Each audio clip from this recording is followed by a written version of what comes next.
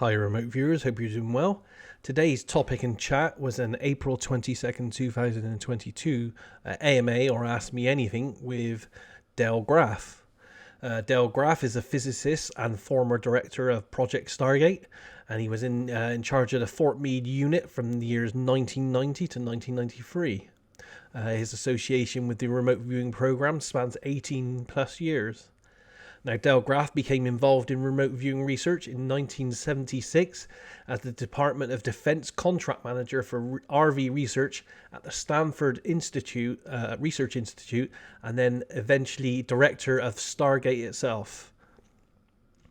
Dale presents seminars and workshops for individuals through Psi-Seminars-Initiative. His dream seminar focus is on precognition and healing potential. His published books include Tracks in the Psychic Wilderness and River Dreams. More recently, Dale has accepted a role in the Irva, or International Remote Viewing Association, as vice president. So we're happy to have Dale along for the chat tonight. We'll go straight into the chat now. We had a few technical difficulties at first, but I'll cut that bit for the video and we'll just move straight to the chat. Enjoy the show. Take care. Well, Dale, we can see you and we can hear you. Yeah. So just kind of trust the system. Okay, so some of the questions then. I'll go first with one from a guy called Rich Krankowski on YouTube, on Facebook. And he said, could you ask Dale the specifics about the Russian bomber crash event? How many and who were the remote viewers, and how many sessions did they work, and who requested it? Yeah, this is exactly what I was going to go into great detail on. I have that in here in my visuals. So what I can do is discuss it in general sense. Yeah. And then maybe come back with the visuals when we have this thing set up. Absolutely, yeah. Does that work? Yeah. Okay. All right. Meanwhile, I'll keep fiddling around here. Maybe something will come to be in. Nope. Okay. on the Russian bomber thing, that was the actual first time that I was brought into to an operational project. And it was actually quite a surprise, because I had no idea that there was such a search project going on at the Foreign Technology Division in Dayton, Ohio. I had just started my work with remote viewing. I had just become, not too long before that, the contract manager for the research at SRI. And I found some people interested in remote viewing at FTD. The interesting thing about that was I was not advertising. I was not looking for people to do remote viewing.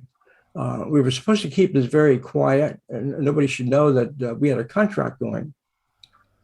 But an Air Force woman, comes into the office one day and says, by the way, I've heard you do remote viewing research. And I said, well, that's really wonderful. It's a secret program. And since you find out, you're hired. So actually, I set up some good experiments with her, and in the local Dayton area. And she did real well. She was just a natural right off the beginning, and really accurate. And she had an approach which was more visual. She could see things, visualize them, sort of like Helen Hammond. There were other people that I found that could do remote viewing in the projects we set up at FTD, in what I call the outbounder type, like Helen Russ did. But she was exceptional. So we were just doing routine around the city, around town experiments. And then I get a call one day from one of the division chiefs at the Foreign Technology Division, and said, hey, we have this really great project that we'd like you to we hear you have remote viewers, and we'd like to have one of your viewers work on our project. So I didn't know what it was about. They took me into the room, and they didn't really let me in the room. They just took me to the door and said, the only thing we can tell you, it's an airplane that's missing somewhere. It's a Soviet airplane. See if you can find it for us. with your remote viewers. They knew enough about what I was doing that they even used the term remote viewing. Now, I only had that one person that was really good. I had others too, but that was the only person I used for that project. So I called her aside that evening and said, and this is on the side, when this is not truly official.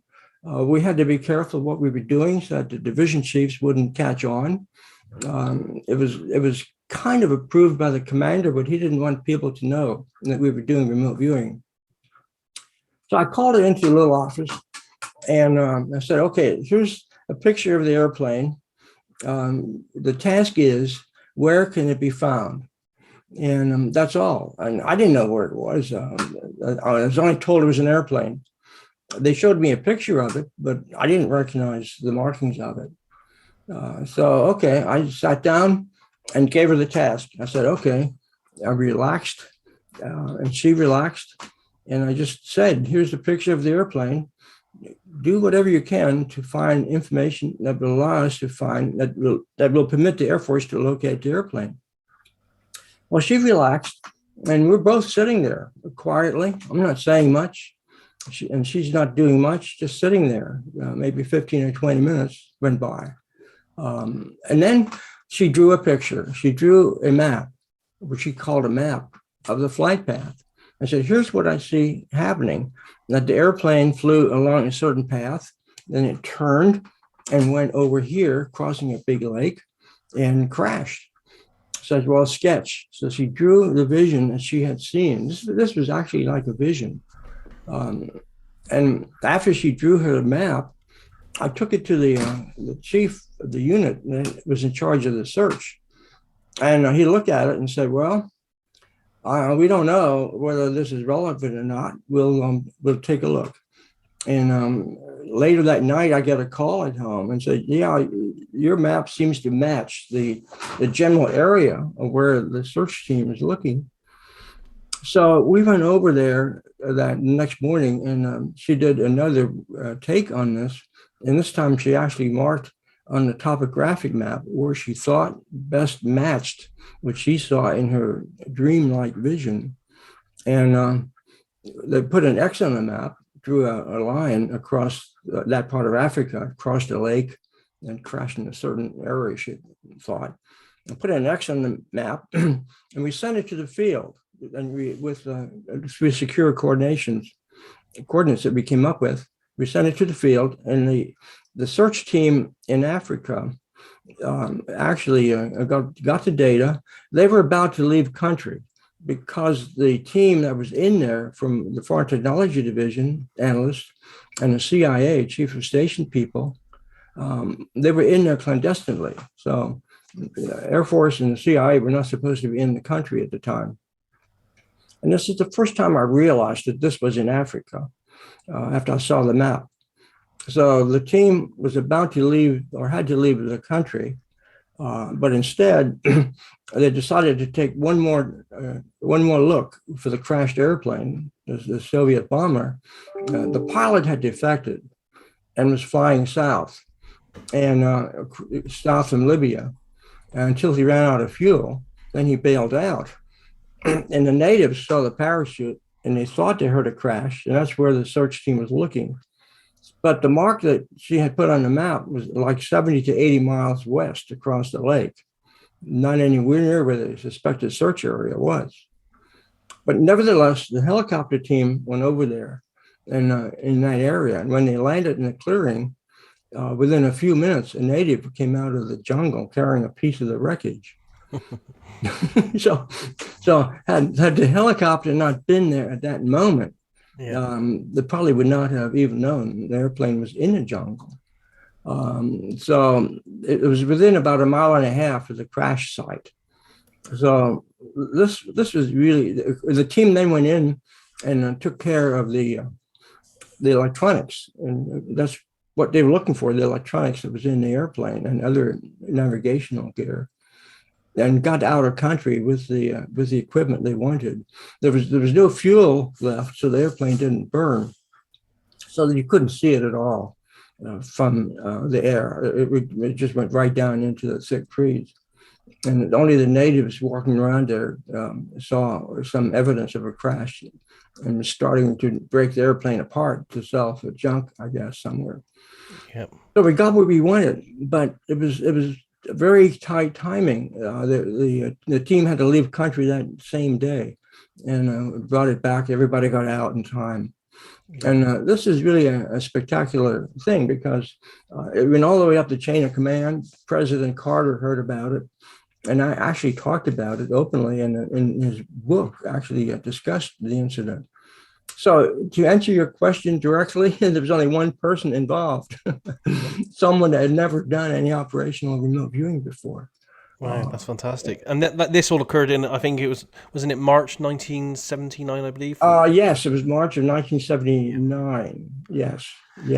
And this is why you were at Wright-Patterson Air Force Base working for the Foreign Technology Division? Yeah. Yes, that's where I was. I was employed at that time as a systems analyst, doing trends and forecast work for actually writing documents for the Defense Intelligence Agency and for the other groups in Washington that relied on trends and forecasts from the Foreign Technology Division.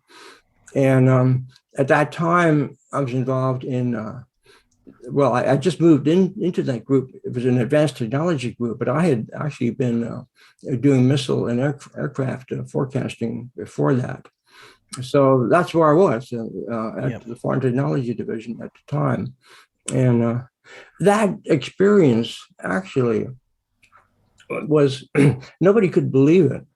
And there was so much suspicion that a special group was set up, unbeknownst to me, to investigate us, to make sure that there was no fraud or deception involved.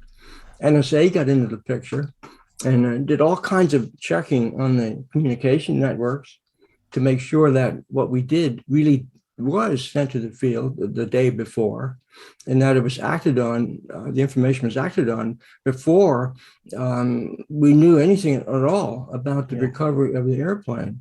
So we got through with an absolute pure, clean slate. There's no way we could have known the information ahead of time. Plus, how else would it matter? The airplane would not have been found. So nothing would have covered. Yeah, absolutely.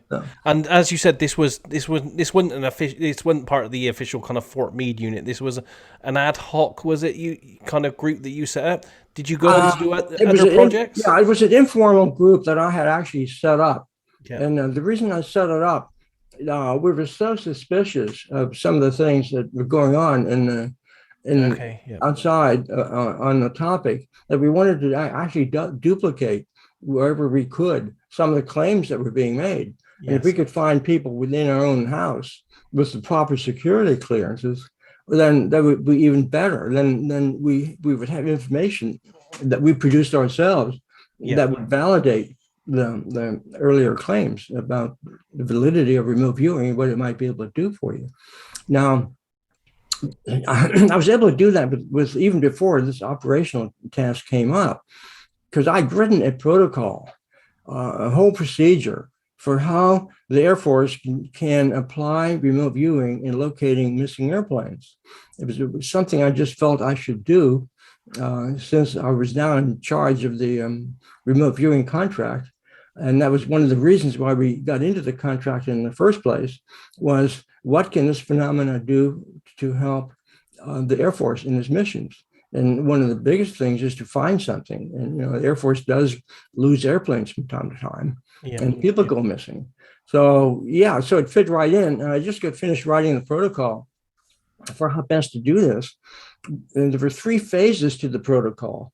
One was what I would probably say is like what we call a double blind, where nobody knows anything basically, except here's a task and some reference number.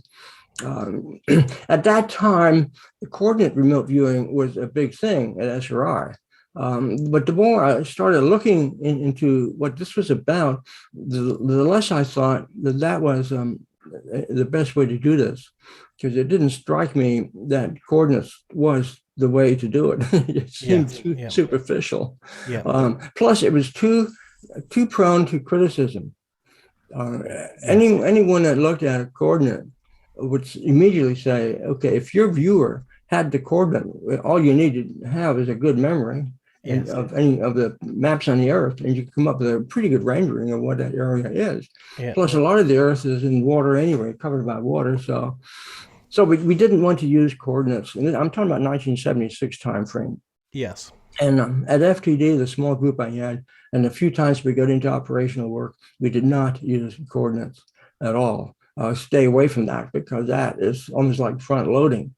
In this case, you might argue the picture of the airplane was front loading, but what we didn't know was where in the world was this thing located.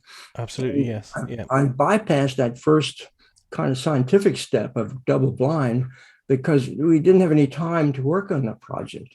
The individual who was running the search team coordination from the Fund Technology Division said, we got to have data by tonight or forget it. The team in the field has got to leave the country very soon. So if you're going to do any good, do it now. So that's what we did. And I think I've thought about this a lot, and it's unfortunate I don't have the pictures going, but I've thought about this a lot. And I finally come to the conclusion after many years of pondering this particular experience that there was really a synergism going on here. Here were people that were really, really in need to find something. And the Air Force takes it very seriously when they go losing an airplane. And then when you're tasked to find another country's airplane, that's even more challenging and more exciting. There was a really strong need to do this. And so the people that contacted me were really sincere. I mean, I'm not saying they believed it, but they said, look, we have no other choice. Absolutely. If you guys get as good as what we hear the rumors are, then you should be able to do this. So it was a really, I don't want to say pressure.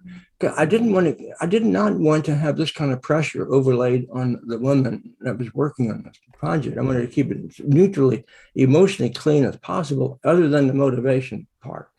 And then for me, I was kind of really caught in this one. Here I am, the contract manager of a phenomena which we think we believe. We're not sure yet. And I'm caught in that one. I don't want to see it fail, because then I look like a fool for believing something that's not right. Yet I had to be careful. Yes. I had to strike that balance between belief and skepticism. And then when I dealt with her, I had to be very careful to be not overly enthused about it, but be neutral enough so that she was free to do her own thing. Yes. And she was very good at this. And then it just, I think, fell into kind of a really deep level of, she was really in some kind of zone, which I don't know how to explain. And I think I was kind of along with it, kind of like a quiet coach, so to speak, in the background. So it was that one person, the only one that was worked on this project. Now, at one time, there was an interlude here, and I did have an input from SRI and Gary Langford, but the information was too general, and we could not use that. It did not help us in any way, but it was interesting, an interesting input. But that was nothing that we did at FTD. That was an input from SRI, but it was too late. We got it too late to be of any use. Yes. And did this kind of informal group go on to do other projects, or was it a short-lived operation? Yes and no. Oh my! Now you're bringing up some stuff here. Well, we don't have to talk about it if you know. I'm willing to do this. Okay. It's taking me off my script. I had a really nice run of slides here. But let me go into this. Yes, we did.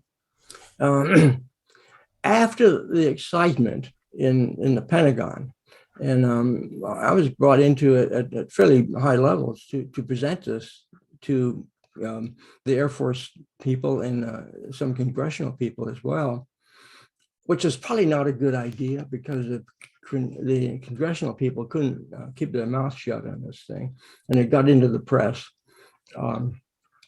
Anyway, we were brought into another search project. And that had I was called in by, I don't think it was the same person. It was somebody at Air Staff in Washington, D.C. and said the Air Force is missing an airplane. Can you find it? So again, okay, here's a picture of the airplane. Where is it? So I went through the same protocol. It was this woman, and the same procedure. And she ended up with a sketch in kind of a mountain area, and put an X on the side of the mountain and said, yeah, it looks like it's right here. And I took that to Washington, D.C., to the point of contact, and he sent it to the field. And the people in the field were doing a helicopter search. It was a U.S. airplane that crashed in the U.S. somewhere. And they sent a helicopter out to that area. And they said, well, we're not going out there again because we've been out there several days and there's nothing there, but we'll do one more trip. So they go out there, and on this flight, they found an airplane within a quarter of a mile of where she had marked. But it was not the right airplane. It was an airplane that crashed there years ago that people lost track of. Wow, that's an interesting, Oh, okay. Half right. And then there was another input, which was actually closer. But by this time, they did not want to do any more searching. There was another input that was had pretty good markings of where the airplane was. In fact, the other input had two airplanes. And it turned out that was the information that the Air Force was withholding. There were two airplanes missing. They only told us it was one. The two airplanes went missing at the same time on a flight. The pilots, I think, were jockeying around having fun, and they both ran out of fuel and crashed into the desert. Right. Yeah. Yeah. So we did that. And the woman you used, I know the name of the woman. It's in a couple of books that I've got. I won't say it here just in case. Did she go on to do a remote viewing, or did you contact that with her? Here's sometimes success can be your downfall. And when the chief of staff of the Air Force learned that the Foreign Technology Division was doing this mumbo jumbo, spooky stuff, impossible to believe stuff called remote viewing, you know what he did? He canceled the program. Wow. Yeah. And so here we are getting reasonably good results, not just in our experimental situation, but in the real world stuff. Even though we didn't go right to the airplane in the desert, we had close to it. It was the two inputs that came up with. It canceled everything, the chief of staff of the Air Force. And that included the contract with the Stanford Research Institute as well. Wow. Okay. Yeah. So everything went down the tubes real quick. And at that time, I had just received an award from the director of Central Intelligence Agency. Is one of three that they award every year, called the Outstanding Analyst Award. And so I was all set to go to a 1 to 2 year sabbatical. There are different places to study this and that. And my proposal included electromagnetic effects on the brain, things like that, including a subtitle of remote viewing. I was careful how I worded it, but it was approved. So I was going to be one of those, but he canceled that too. Yeah. So the thing was such a shock, canceling everything. And there was such a stigma associated with what we now did after that finding of the African airplane, that the Air Force woman resigned. She did not renew her next year's or whatever couple of years commitment to the Air Force and said, I've had enough, I'm getting out of here, and resigned and returned to civilian life. I did some work after that. I've been in touch with her. I kept in touch for some years with her, and she was doing work, I think, with clients, and I think there was a police case she was working on. But then I lost contact with her, and it's only recently I learned that she had developed a mysterious illness and died suddenly a couple of years later. So that seems to happen a lot within. It was a sad tale in a way. So we had a success with that, but it also had a downside. Yes. And, yes. Dale, what year did this Air Force Chief of Staff, what year did he cancel everything? Well, I have all the paperwork. I have everything in my files, including the memo that did it from him. That was in January of 1980. Oh, wow. Yeah. So when I worked with you on Project Stargate in the early 90s, that was not involved with the Air Force at all. No, because that's what motivated me to go to DIA. See, okay. After that cancellation, which basically wiped out half of what I was doing at FTD, it created quite an uproar at DIA. And Jack Ravona, who was very supportive of the field, of the area, and who was a division chief at the Defense Intelligence Agency, and I'd kept informed of what we were doing, and also of the foreign assessment work that we were doing on this topic. He was really PO'd at the Air Force, and was willing to organize a group to overturn this and go back to the director of Central Intelligence Agency, and actually overturn the chief of staff of the Air Force's decision. So he called me on the phone and said, "This is the plan. We can do this. We can pull it off. We can get everything back on track again and get you back on your sabbatical. But there's an alternative. You come down here and work for us. There's a position opening up right now. You can be down here in a couple of weeks, and then we can forget about reversing that charge or that decision that the Air Force made, and you try again later." So I realized at the time, this is what I'm going to do. I'll forget about the sabbatical because that's not important anymore. I got what I wanted. I got involved in the research. So I don't need the sabbatical. Forget that. So in a couple of months, I was down at DIA picking up where I was continued. So when you and I got together later on, that was when I was with DIA. And had some research funding that was allocated for the project. Was that when you were chief of the Fort Meade unit? I think that was from 90 to 93, wasn't it? Oh, yeah, that was 1990 to 1993. Yeah. Yes. So I moved down to Washington, D.C. in 1991 in October. What is really ironic, there was about a year's, maybe about 6 months or more between the time when the effort that was canceled and I moved down to Washington, D.C. And the strangest things happened. I was given a special assignment, and it was I was part of the MX base evaluation team.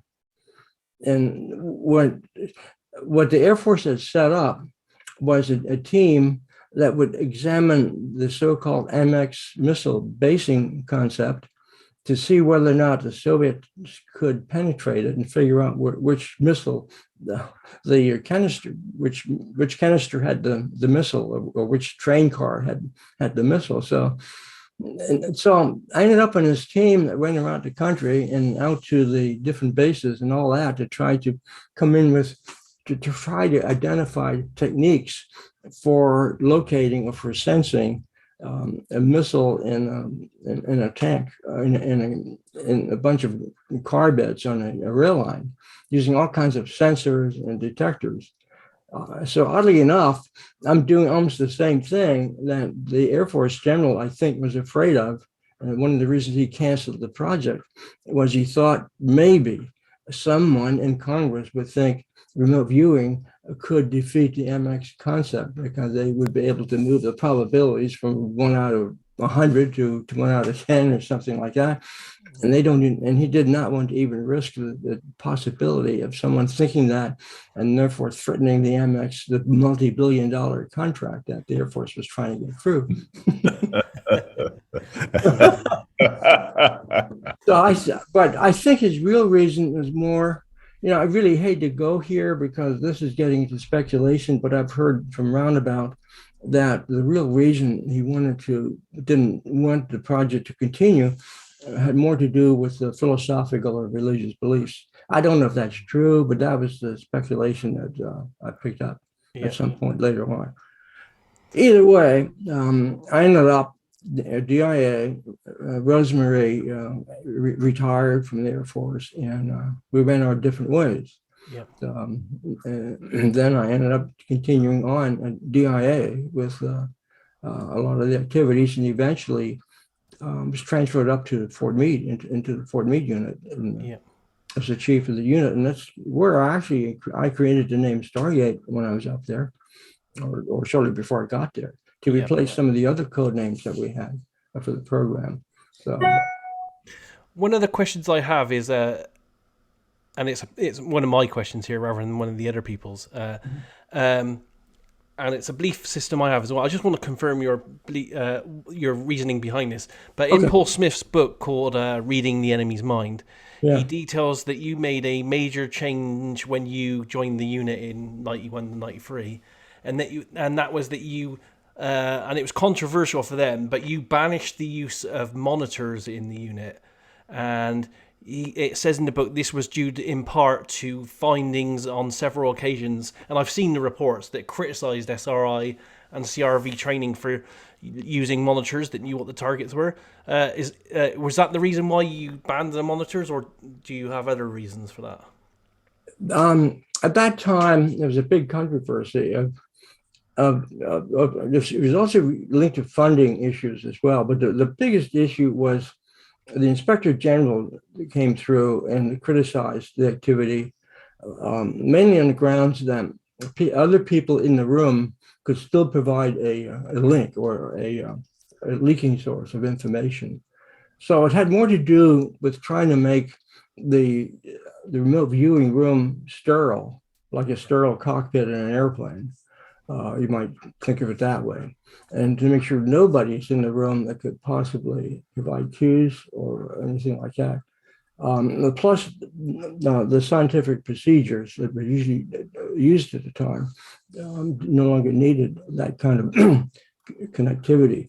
And there was also the issue of number of people in the project. We didn't really have all the numbers of people like this. So there were a number of reasons for that. Yeah. And it was based on political, and I think you could call scientific reasoning. Okay. Yeah. And I don't know if you recollect, but was there any deficit in the accuracy by removing monitors from the process, I think some people couldn't function that way. No, they just couldn't function. So yes, that went from something to zero. But in terms of people that could function, like I don't think Joe Mamonico, for example, even though he was not on the project at the time, he was brought in as a consultant on different tasks. But for the other people, I think they adapted fairly well to it, from what I can remember. Excellent. And I'll just one more question for me, and then I'll go on to, I think Kavan had a question next. But we've also seen in the literature and from people like Paul Smith and a few of the others that the ladies that entered the unit, the female remote viewers, I think they're mainly civilians. We've been led to believe that they were called names like witches, and they weren't really accepted as part of the military side of things. And also we've heard allegations that they weren't very accurate at all. What's your recollection of their participation in the project? Yeah, see, this is a tough area to get into here, politically, psychologically. But yeah, there are issues here. Part of it has to do with perception. Now, one of the people, I'll mention the name, Angela Ford. was exceptionally good at doing what she did. You couldn't call it remote viewing because it wouldn't fit the description as defined by SRI and also used by trainers in RV. But she did, she was good, and she was able to do come up with data that some of the other viewers couldn't handle, apparently. So she was an exception and did real well. And then she came in from a different background and a different belief system. And I think part of the resistance was there was a suspicion or uncomfortableness with the concepts that she had and how she obtained information. But as anyone that studies this field, I think for any period of time, comes to realize that there are a lot of ways to tap into this information source. One thing comes to, when I get in these discussions, I always like to recommend Jeffrey Mishoff's book, Psi Development Systems, because it shows how different people in different cultures, different religions perceive the phenomenon. So the end result might be the same, but the way you get there doesn't look the same, and they have different ways and different models and different ideas. And some of the concepts are uncomfortable to people. So that was a factor, plus the philosophical beliefs of some of the people involved just did not include that kind of spiritual philosophical concept. So right away there was this problem. But if this could have been put aside and only look at the data that comes out of the process, then there should not have been a controversy. But there was. And there was also some discomfort with civilians being involved, because we were trying to make this a unified, you might call it a joint service, an all male, female, civilian, military kind of unit. So that meant bringing in civilians that did not have a military uniform on, so they were not military people. And that, I think, might have been a bother too to some people. So it was a kind of a clash of concepts here. And one of the other people there used techniques which, you maybe now you and I wouldn't be concerned about this, but remember the image way back in the 70s. You didn't want anybody holding a tarot card up and say, okay, I know where the airplane is because I saw it in the cards, even though cards, as you know, are just simply focusing devices. And it's your belief system that leads you to think otherly. But if it trains the mind to go inward and to where you may be accessing this deeper information, then that's what it is. It's a focusing device. So looking into your crystal ball, which defocuses your conscious awareness of the surroundings. So now, of course, you have things like looking at a white screen or something. So there are similar things that are still done, but they're not as uncomfortable as what's associated with the so-called occult practice. Yes, yeah, absolutely. Now maybe I'm too much of a generalist, and I'm too accepting of other people's belief systems, but I came into this from a lucid dreaming background, going way back, and so I didn't have any problem in handling other concepts that people have for how do you get to the information. Then you have metaphysical systems. In a certain sense, Ingo's concept of the matrix is a metaphysical system. We just give it a different name. What is it? It's an amorphous concept. It's nothing. It's no more real than Akashic records or something like that. So anyways, I can go on and on here, but I think I've said enough here. Absolutely, yeah. I have a question from Kavan. If you'd like to ask your question. Yes, Dale. I mean, this was really beautiful, the stories you came up with. And so the thing is, I've been thinking, like, you have a background in physics, and, if you look at remote viewing as a phenomena, right? How much of it do you think it is, let's say, a brainwave phenomena, right? And do you see, as in, I was also wondering whether if there were any related studies in the Stargate project, where they're trying to see whether if, whether there's a specific brainwave band in which the mind gets into, like in which the brain gets into when a person is specifically remote viewing, and whether if there were any data with which you essentially, went on to build technologies per se. So what was your exploration in that space? Yeah, we weren't in, the DIA was not a direct research organization. We supported research through the contracts. And I think English One, working with a group in Canada, did do brainwave work. And I can't remember the individual's name right now. I think it was Persinger, wasn't it? Yeah, Persinger, yeah, right. So there was data at that side. We never did a specific brainwave study per se.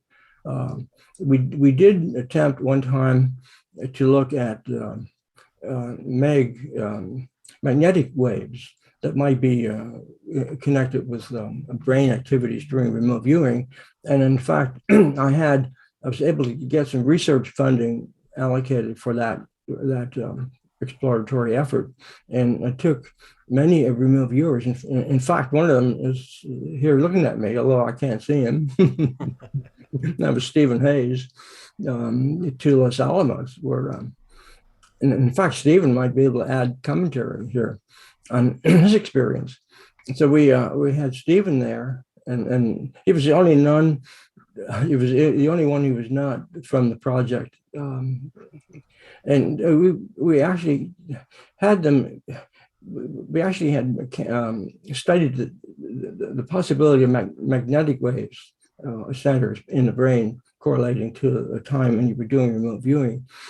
Now, we were there for about a week or more, and I think the results were inconclusive. There were some statistical issues that were not totally resolved before the experiment began, and sort of weakened the final results.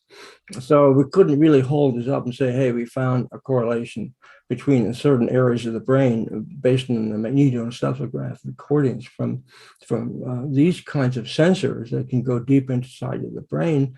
And we went there to that laboratory because it has what's called mu metal in the room, the material that can keep out magnetic field. So we were really looking at, we had the people in a magnetic free environment. So this is really a great environment for studying this kind of phenomenon. If you think that the waves outside might interfere, and if there are any magnetic kind of patterns that the brain generates, that you can pick that up and find patterns in it. So there was some weak evidence, but I wouldn't go out and say we demonstrated a lot. But the technology, I think, was not quite there in terms of the number of channels and the way the data was to be analyzed. So maybe that's a thing in the future that can be developed further. Yeah, if Stephen is here, hey, Stephen Hayes, do you remember that? Yeah, I don't recall being informed in detail what the purpose and the technology was, and I didn't know if that was on purpose or I wasn't paying attention or whatever. But I do remember the experiments that we did. We had these little caps with all kinds of electronic sensors on, and but, to kind of refer back to that earlier question, about witches and so forth. I remember you commenting to me, Dale, well, when I was asking about this, well, government senators and congressmen are not going to be really up for telling their people who elected them, You got witches on the payroll here. No. And but that's the way the people defined themselves. This person thought of themselves as a witch, or there was another guy that thought of himself as a shaman. These are terms that really are kind of ill-defined. They are, but keep in mind the women that were charged for this never made those claims. They never said that.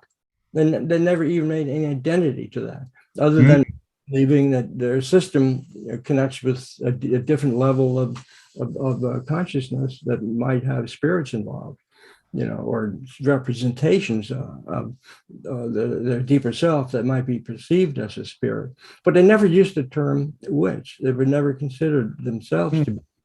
It was the overlay placed on them from the people, from some of the male members of the and I think it was said to create what you're saying, give an air of non-credibility. Maybe I think it was mainly aimed at that. It's unfortunate it got out, and it's really unfortunate that it got into print, because that was really unfair to the people to give them that label. Somebody using tarot cards is not normally thought of as a witch. And the one individual that did use tarot cards at lunchtime as a mode of relaxing had nothing to do with the project. The projects later, didn't take tarot cards into the remote viewing room. It was a means of relaxing, and a means of, some people did other things to relax. Walk around the building or to listen to music or something like that. So there was an issue of people not fully understanding where the other was coming from, what led them to that belief system, and then therefore interfering with the overall acceptance by others. So I tried to revise this, tried to correct it, but it was too much ingrained. There were some individuals that really, really objected, and they're the ones that really created the problems in other areas, not just that.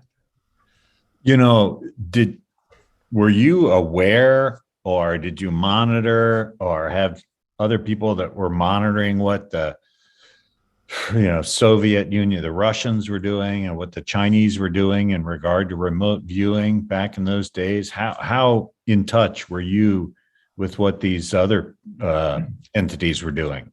Yeah, well, see, that's what got me into the at FTD.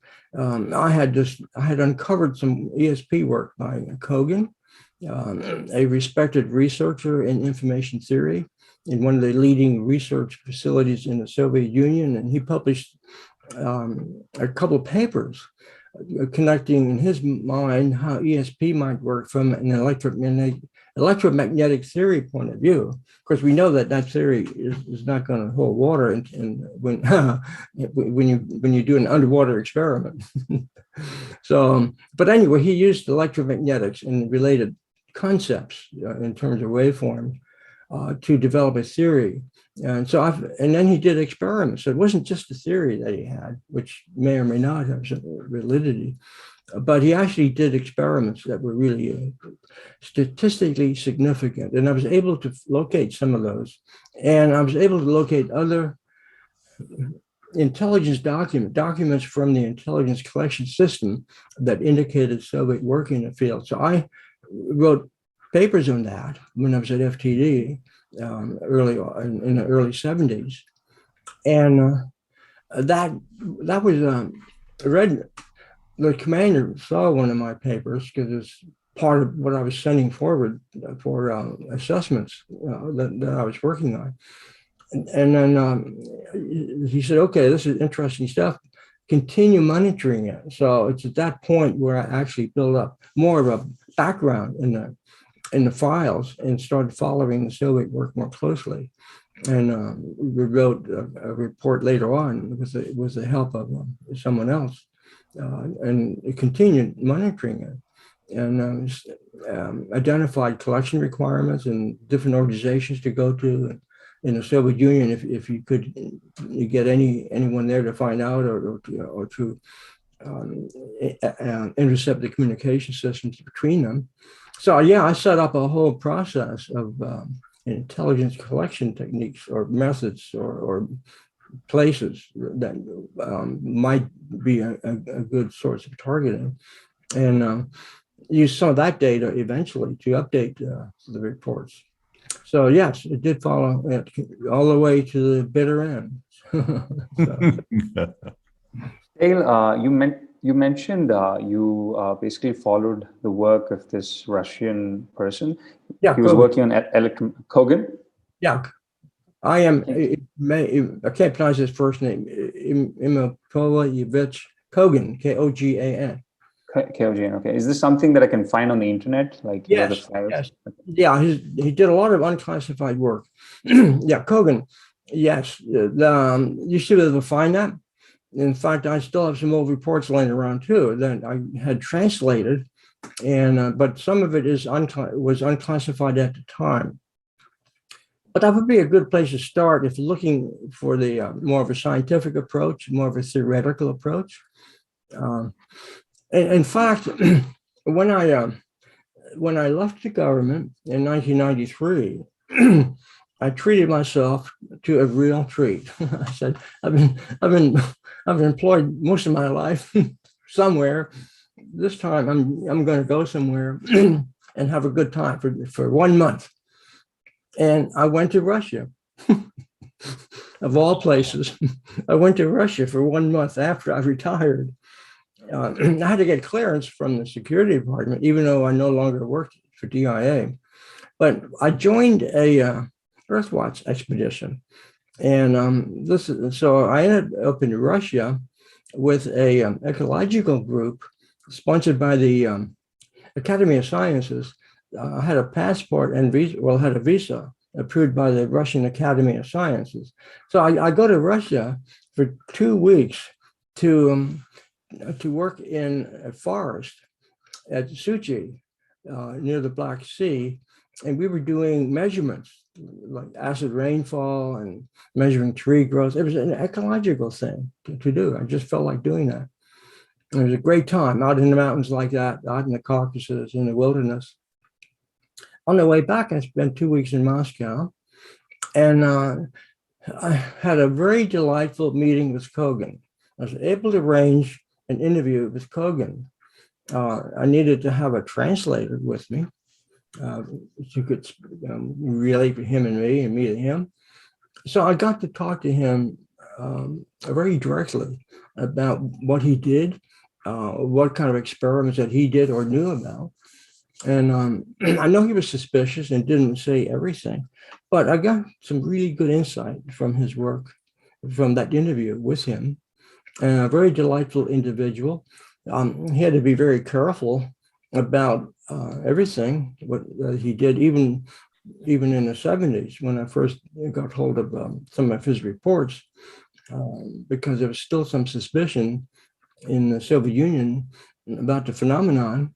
In Marxist thinking, it was too idealistic, therefore it reported on the occult. So he had a he had a tightrope to walk between scientific respectability and getting people to do experiments for him. And some of the work he did was really quite statistically significant, but it was kind of modeled after the J.B. Ryan work using cards, or actually numbers 1 to 9. It ended up, I think in one experiment, the participants had 79 correct out of 124. This is based on 1 to 9. So you compute the probabilities of that, that's off the wall. Those numbers go into the other room. So very significant under controlled experiments. And the way he did it, he didn't do it like J.B. Ryan did. J.B. Ryan at Duke University relied on people to do the Zener card work, the 5 symbols. And they would generally relax, I guess, in their room and do what you would call guessing, just write down whatever they felt like writing down. Oh, it's a cross, it's a wavy line or whatever, and just write this down. There's no perception of anything other than an urge to write a number. Now, what Kogan did And this is really why I became attracted to his work, because it was kind of down my alley, so to speak. He had people relax, and instead of guessing, he waited until they could actually perceive a number forming in their mental screen. So they would sometimes, one individual would kind of sit there for 5 or 10 minutes before something happened. And then he would start drawing a shape that looked like a number, or whatever that number might be. It's a 5. Oh, this one's a 9. So what he did was he relied on time, not forcing people to perceive anything, but he also invited them to allow their subconscious mind to present the information in a visual form. So that's how he got his good results. He was relying on a visual aspect or approach to what you might call the card guessing paradigm. And the reason I like that approach was because it sort of tracks the kind of thinking I've had over the years. And I'm not an official remote viewer. I never went through any of the remote viewing training programs. But what I do, if you want to call it remote viewing, is more like what Helen Hammett did, and just simply relax and wait for the image to appear, which is really follows from my work in lucid dreaming. And lucid dreaming is pretty much a conscious experience while you're dreaming, when you can actually see the images. They're right there in front of you. And that's why I regret so much not having these visuals, because when we come back later, I want to really focus more on that with my visuals from the work I've been doing in recent years with lucid dreaming and dreams, and replicating targets or scenes in the dream state, which can be really accurate. But a lot of that, I'm inspired, and Kogan inspired me actually to move in that direction. And also another individual that inspired me greatly was Harold Sherman. He wrote that book many years ago on thoughts through space, a really classic experiment tracking his colleague, Sir Hubert Wilkins, when Wilkins was in the Arctic looking for a missing airplane. And Wilkins used the more visual thing approach to the phenomena as well. So anyway, yeah, Kogan, if you can find more of his work. And then there are other names too right now. I don't remember them all. I'd have to go looking.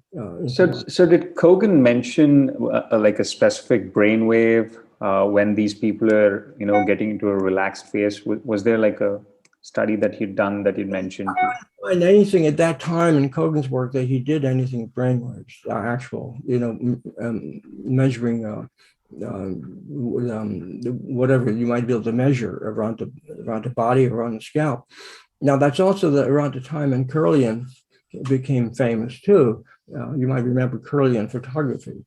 And of course, that is a process where I think Seymour, I've forgotten the woman's name, Seymour and Kirlian developed a technique where you pass like high frequency voltage through the body or around through the hands, and you get these beautiful patterns that circulate around. And of course, they use that to study what they call the biofield. Of course, that's really just a function of what the electricity is that you're pumping into your hand. You're really creating the field, so it's not really a measure of a biofield. But anyway, that was the thinking at the time, and Kogan was probably aware of that, and it may have done something along that line as well.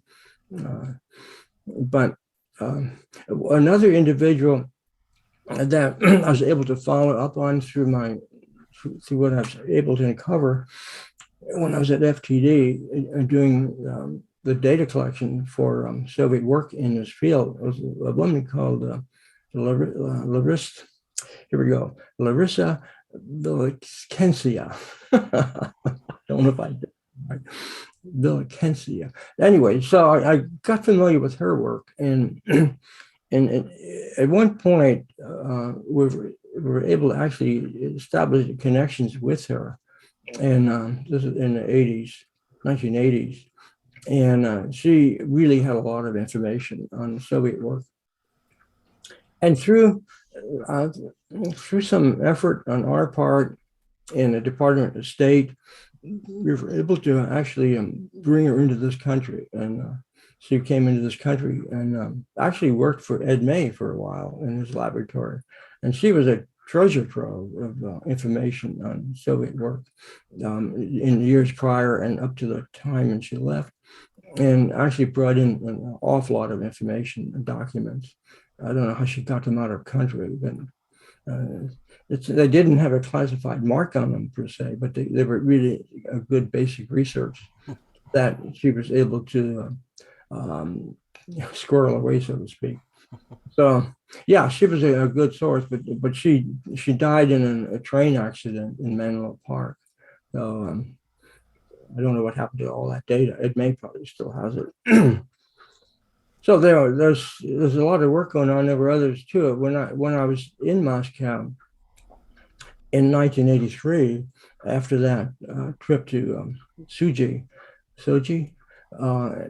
an Earthlight expedition, I got myself invited somehow to one of the parapsychology labs in Moscow, and I was really suspicious about this, but it's one of those times when you have to trust your intuition, and I felt it was okay and safe to do this. So I did go there, and I was able to actually observe some of the Soviet experiments, and kind of we were kind of like in a viewing booth. They brought me into a viewing booth, one-way mirror, one-way glass, so you could see down, but they couldn't see in. So we were observing the people down in the laboratory area. This was in a medical facility. I think it was the basement of a hospital, I'm not sure. And they were doing experiments in it was an influence experiment.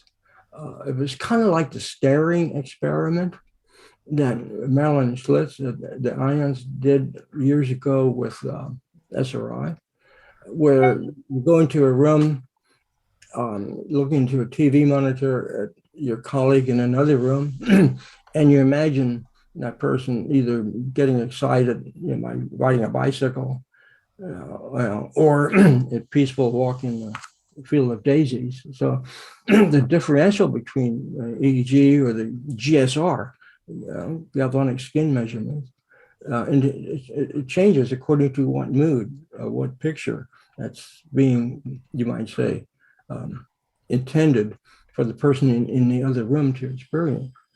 So these experiments, the staring experiment has demonstrated statistical significance that intentions like staring at someone like that, even though they don't know when you're actually staring, this was double blind, randomly stirring, no staring kind of thing. And there's significance to the experiments indicating that an individual's physiology can pick up these thoughts or these intentions, even though they don't know that what the image is supposed to be or what the intent of the experiment is, in terms of, are you excited or are you walking through a field of daisies? So that was the kind of experiment I was watching in Moscow that night. Yeah. And but they were more intense. They actually had very strong emotional thoughts or pictures than the so-called influencer, who was in another room, was intending for the individual that was being monitored to experience. Some of these were never recommended to anybody, imagining being stabbed, for example. So no, we wouldn't. I don't think the American Parapsychology or the American Psychological Association would condone any kind of experimentation like that. But that's the kind of thing I was observing that strange night in Moscow at that time. Dell, in the Stargate archives that I got, released by the CIA, I've seen because it's a relevant topic to what you were just discussing, I've seen a handful of documents that detail what they call remote action, what we would call, and what you've just been discussing as remote influencing. Yeah. Do you know, but it's scant documentation. It's only 3 or 4 that I found. Do you know if there were any programs that were looking at that on our side of the pond? No, I'm not aware of that. Of any. That doesn't mean that there was some squirrely thing going on in the CIA, but we certainly didn't know about it. Right. Okay. And, we had to be really careful about this kind of thing. We had a really strict methodology or protocol that had to be reviewed every year by the Inspector General and the Human Use Committee. This was a big one we had to go through every year with it and runs through either the SecDef or the Secretary of Defense himself. In fact, there was a couple of occasions when I actually had to do that presentation or that dialogue. It's not really a presentation, but to get the documentation through to guarantee that what we were doing did not include anything like that. And I think that's why early on, the program is really tight on what we did and what we could not do. So anything that looked like it deviated from the remote viewing concept, it would not be allowed. So Right. with no exception. So later on, when individuals in the group started talking about extended remote viewing, we had to be careful how that was presented because we didn't want to make it look like it deviated too far from the conscious state awake remote viewing approach. Yeah. And of course, I'll challenge anybody to tell me what is an awake state anyway when you start doing remote viewing, particularly in some of the later stages of remote viewing. So we had to be really careful about that.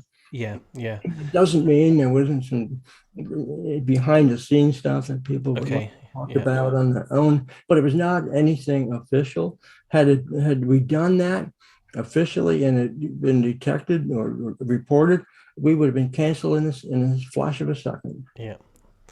And because we were in also in the 1993 timescale of when you retired as chief of the Fort Meade unit. Yeah. I see in the literature, like Paul Smith's book and a few other places, that it's claimed the unit's capabilities as doing operational and very good remote viewing were waning at the time in the 90s, almost like it was being purposely wound down. Is that your view of what you think might have been happening? Political or other reasons? Well, there were a lot of political pressures, to be sure. I mean, we knew that the organization of the unit would probably be dissolved. We knew that the commander did not want the unit. The individual that was the best support for us had retired, and that was Dr. Jack Verona. And the individual that took over really was either too uncomfortable with the topic or didn't want it in the first place, but he tolerated it. And the commander that came in later didn't want it at all. And he had originally been in the Army, I think at INSCOM or the Intelligence Command, and didn't want it then. So we really didn't have much of a chance. And when it was transferred technically to the CIA, it ended up with a director of the CIA that also did not want anything to do with the topic. So we could see that happening. Now, under those conditions, certainly things would start going south. Yes, definitely, yeah. And plus the tasking was shifting around a little bit, and this uncertainty in what should or could we do, and what was the usability, what would people do with the information. Some tasks were a lot better than others. If we were to only provide tip-off information or information that provide leads to other sources or other ways of looking at the problem, this would be a benefit. But a lot of individuals that became involved in reviewing the data would say, well, did you solve the problem? Did you actually go there and did you actually do it? Did you define everything that needed to be done? Well, no intelligence sensor is standalone. So, we always make the statement that, well, this is just a piece of many sources of intelligence. So it technically should not have been looked at that way. How did it contribute to the other pieces? Did it lead to something else that then provided a better clue or a better understanding of what what the intelligence question was, or what the task was. So there were problems in the tasking, yes, unclarity of what could or could not be done with it, the nature of the task, the interest that the people might have had. Of course, remember, these by this time we're doing more blind stuff, so they mostly didn't know what the original idea was behind the task, or the intent, other than it was an interesting intelligence need, that kind of thing. Yeah. And I have a following question for this, and you feel free not to answer this one.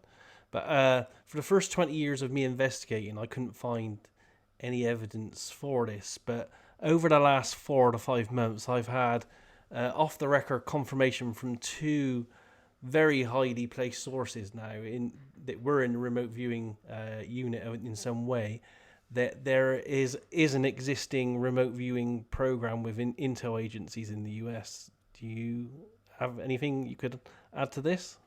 I cannot deal with that. I don't know. I'm keeping myself away from that arena. So I don't know.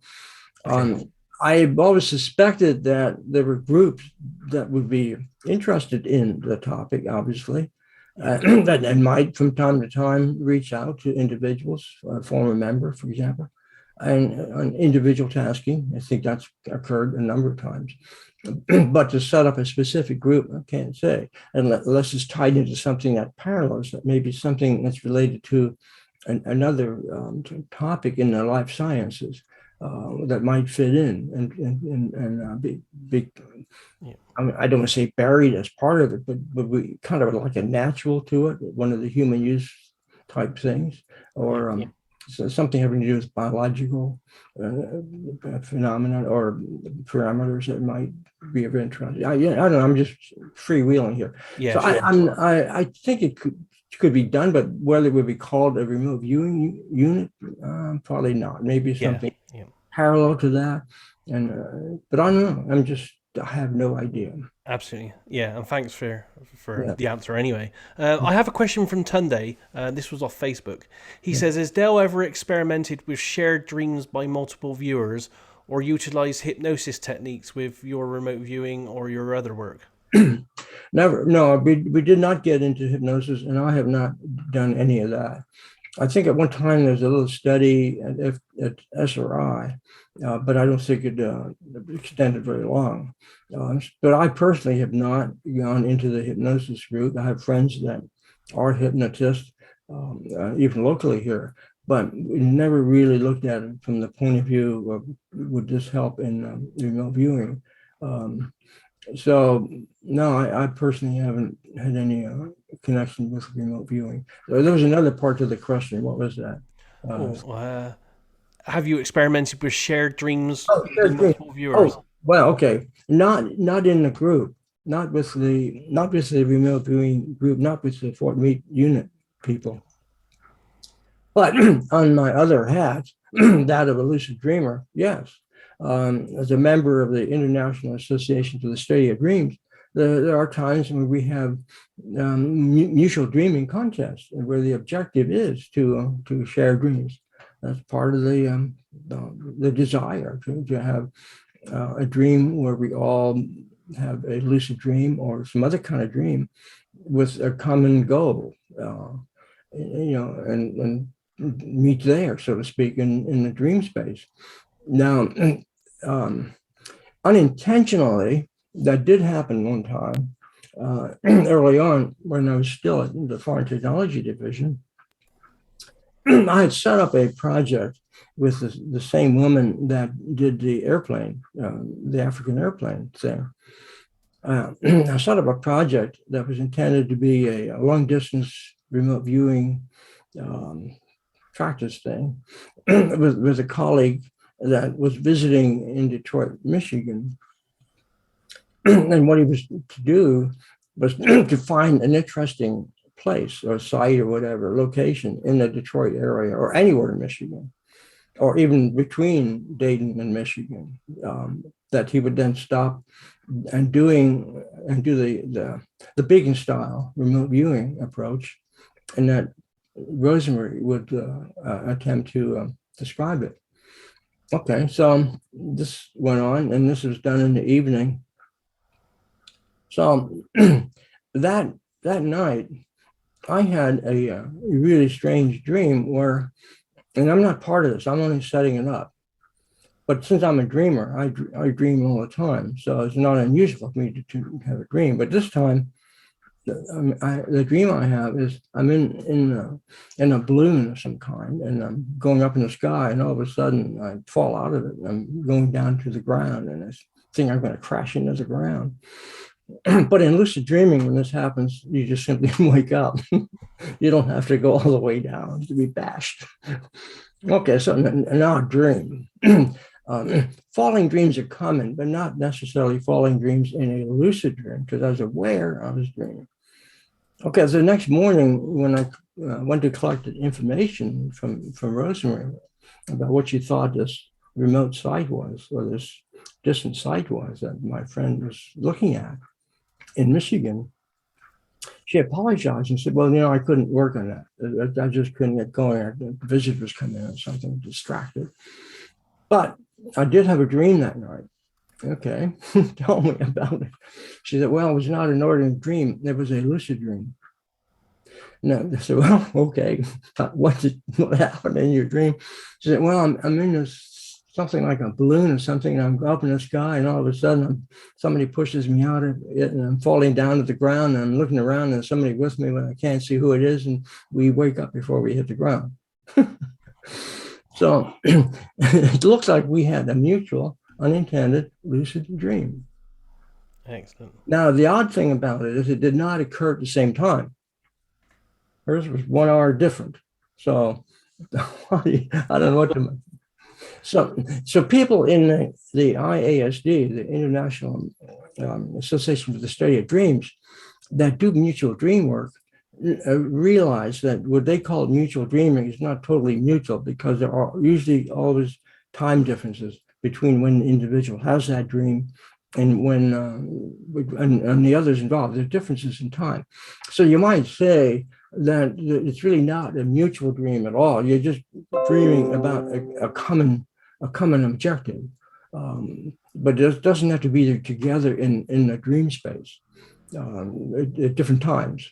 So it's as if we create the picture of the target in our minds independently of the others. So, but because we know it's going to be a mutual dream, you will probably see your buddies show up in the dream. So, represented as some dream character. They may not look exactly the same, but they're there anyway as a dream character. That's fascinating. So mutual dreaming is an interesting topic, and there are books written on that, and people actually do believe they are sharing at the same time the dream time space. And it's a shame that we couldn't get the share screen working, because because I have a lot of dream stuff here too. Yeah, a few weeks ago, I saw a presentation of your current research where you're in your dreams, you're using essentially remote viewing to predict cartoons, and you were getting some absolutely amazing results on that. Yeah. But hopefully we'll get you back in a few weeks' time, and we can arrange that for these guys to have a look at that. That's part of what I was going to talk about today. Yeah. Okay. So that'll. I have a couple more questions because I don't want to keep you for too much longer. But one of them from Jeremy, and this is apt because you've just been made vice president of Irva. He asked, "Where do you see the future of Irva and its part in remote viewing?" Well, I'm optimistic. I think we'll have a strong role, a growing stronger role. We're increasing our community reach. We're connecting more with the social media. We have people, volunteers that are working that one in strong focus. So we're expanding our outreach. No, I see Irva having a good role, a strong role in the future of remote viewing. Our strength is keeping the viewpoint on, or keeping the view on credibility. We're watching as hard as we can the connection with research, and making sure that we have a good blend of the subjective as well as the research-oriented work. that will help us understand the phenomenology, the phenomena a lot better. No, I see a growing role for Irva in remote viewing. So that's my goal. And I think the latest issue of Aperture will probably have to illustrate that too, because that's a really good issue, and it's beginning to show the scope and what we can do, what Irva intends to do, and expand and reach out. So I'm very optimistic myself. Excellent. And I have one last question here, and you don't have to answer this, but did you have a favorite on who was one of the better remote viewers whilst you were working for the Fort Meade unit? I don't like to make estimates in who relative value of people or strength. I just soon pass on that one. Okay. Did you? We've also seen some controversial arguments on the various remote viewing media, especially social media and the like, from different points of view. Like Ed May has a point of view with Joe McMoneagle that remote viewing can't be trained, but then there's the other camp that says it does. Do you have an opinion on if it can be trained? Yeah, I do have an opinion, more than an opinion, I think. You have to define what is learning. How do people learn things? You learn by practice. So any procedure that makes sure there's lots of practice sessions, or that you have a very clear way of practicing the technique, whether you're playing golf or tennis or whatever, to improve the method, to improve your own response, to improve the way your body responds, the way your brain functions on the processing.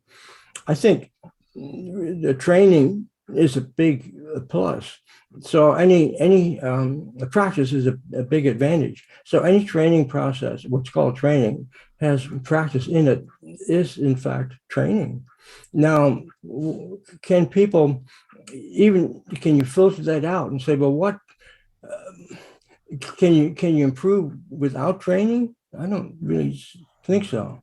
So I think there's combinations of training and intent and motivation and desire that all factor into this too.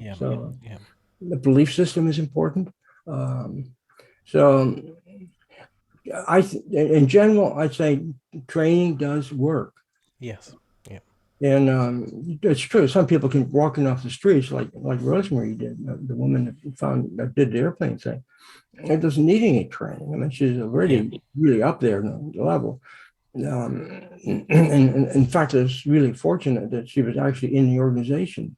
That was almost like a synchronicity, having her come on board. So I said motivation is big, intent is big, and that's part of training. Yes. So therefore, training works because you can generate all those factors, these psychological factors, and they also relate, or they flow back into the physiological aspects as well. And you learn what doesn't work, and you learn what does, like in any learning technique. And there may be also other features that sometimes aren't always brought into this, in terms of like meditation or ways to really sharpen your way of concentrating or detaching from outside reality, through something like meditation. Sometimes these approaches are not part of a remote viewing training procedure, whereas they could be valuable parts. And in fact, maybe they're done somewhat anyway, without calling it that. But intent and desire and practice, I call that part of the package. Yeah, absolutely. Yeah, I totally agree. Yeah. Training will then work. Excellent. Well, I think we should leave it here now, Dale, because we kept you here for nearly 2 hours. Can I add the question, please? Yeah, go for it. The last question then. Hi, Dale and Dimi. My question is about what you think about free will. Because you have a presentation a few years ago. I don't know if you hear me. I can't hear. Okay. You have a presentation about precognitive, about futures, and about you being in doubts or having issues about free will, and what does this tell us about timelines and so on? What's your opinion now, or some ideas that you have? Thank you. Yeah, I was going to get into that in more detail, in some detail, in the charts I had, and what I wanted to talk about.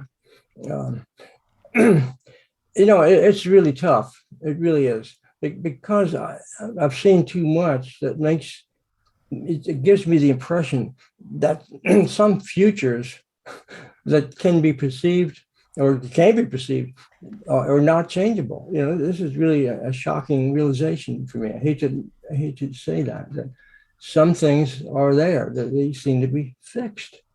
But on the other hand, we have freedom to move around. And for example, I've had I have a lot of dreams that have to do with airline tragedies. And so in fact, one of them was really, really close. It was an airplane that I almost, well, not almost, but it was the same kind of airplane I would have been on, but no way I would have been on it because of scheduling. So the accident occurred. And this was the premonition was a week ahead of time, and it was a mid-air collision. So how can that kind of incident occur a week ahead of time? It says something is fixed, but my ability to not be on it is free. If I know what it is, maybe I can't change it, but I can avoid it. So the benefit I see of premonitions and precognitive work is that even if the incident is going to happen, you don't have to be there. Maybe a witness, but you don't have to be directly involved in the action. So I'm at the stage now where I see two things happening. There is a timeline that's fixed. And then there are things around it that oscillate around this that have degrees of probability. And then we may or may not be involved in it, or we may be able to change something. I had one example in my presentation where, and I'll go into it briefly here. It's the only example in my own experience where I really do believe I changed the outcome of a future. I know it sounds contradictory, but that's the way I see the experience, the incident. It came from a dream, because I dream a lot. Every night I have stuff going on, and we all do. We all dream about 25% of the night. That is in sleep time. And we call that rapid eye movement, sleep REM, but it's always going on. But for me, it's going on all the time, I think. So in this dream, I see a white car explode. It looked like the car my wife drives. It's not a good dream to have when you see a car explode, fire, explosion. So because I've spent most of my life working with dreams, the first thing I do is analyze it from the point of view of psychological meaning. So fire always generally to a therapist is an indication of anger. Do you, I'm talking to myself, I said, do you harbor any hidden anger toward your wife that's not been expressed properly? So I had to go through the self-analysis. Of course, no, at that time, or any time, I'd never had any kind of anger like that. So then number two is, well, if it's not psychological, then is it real? So the next thing I do the next day is go out and inspect the car. And there's actually nothing leaking. There's nothing, no gas, anything leaking from the gas tank or anything, or in the car. So, okay, that didn't work out either. So I ignored it, puzzled about it. But then the next night, I just couldn't sleep. And I knew that there was something wrong. So the following day, I took the car to a garage and had a mechanic check it out. And within a day or so, he called me and said, "Hey, you were really lucky you brought this car in." He said, "You were driving a time bomb." And then he went on to explain that the fuel tank, which is embedded in the gas tank, the fuel pump, which was embedded in the gas tank, had shorted, and had I let the fuel drop below into the fuel air ratio, where it's just vapor above it, it would have exploded, just like what happened to TWA 800. So he said, "You're lucky you brought it in." So, okay, I did not know that danger existed. So what did I do? Did I stop? Did I prevent a future from happening? Was it a probable future or what? Either way, I had it fixed, and no gas, didn't have any explosion. So there you are. But that's the only dream in my experience where I really feel I have prevented something from happening that was presented in a dream. I've had a lot of dreams where I was better prepared and avoided the situation, or actually helped somebody.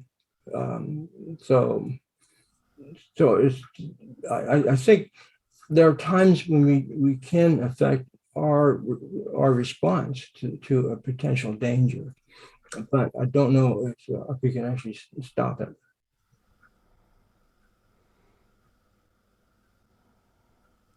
Thank you very much. Yeah. Excellent. Well, Del, it's been nearly 2 hours, so we'll leave it there. But it's been a fantastic talk, and you shared some great stories with us. And we'll definitely have to get you back on maybe in June or something to get these presentations out for the guys to see. Yeah, it's talked around a lot of it already, so maybe the next time I won't need to spend as much time on the government stuff. And put a little more time on the work I've been doing and implications of that. Yeah, I'm really, after seeing the presentation you did, I'm really keen on the guys seeing that, because it might give them some avenues that they can use their remote viewing with as well. Yeah, sure. Okay. Excellent. So yeah, I just want to say on behalf of the 40 plus people that have been in this evening, thanks for sharing your time and your knowledge and experience with us. Okay. Well, I appreciate that very much, and hope it's been beneficial, helpful, and I always enjoy talking about this. And Stephen, good to see you again. Great to see you, Dale. Hey, let's get together. Let's do some stuff. Okay. Yeah. Well, you did great. You did great that time in Washington. Wasn't that funny? Wasn't that funny? Yeah. That was great. Yeah. Thank you so much. Thank you so much, Dale. Okay. Thank you. Thank you. Yeah, well, thank you everyone for a good evening and for all the good questions and everything. And as I said, we'll arrange something with Dale in June, and we'll get him back to do some more for us. So yeah, thanks Dale, and thanks everyone for coming along. Right, and also we need to work out the techniques here. So maybe we need to get back online separately to figure out what's going on. Yeah, me and you would do some separate stuff to get Zoom working properly. Excellent. Right. Okay. All right. And again, thank you for this evening. Thanks to everyone. Have a great weekend, and I shall see you soon. Okay, great. That was fantastic. Take care. I'm glad Dale's coming back. Okay. All right. Thank you. Thanks, you guys. Bye. Bye.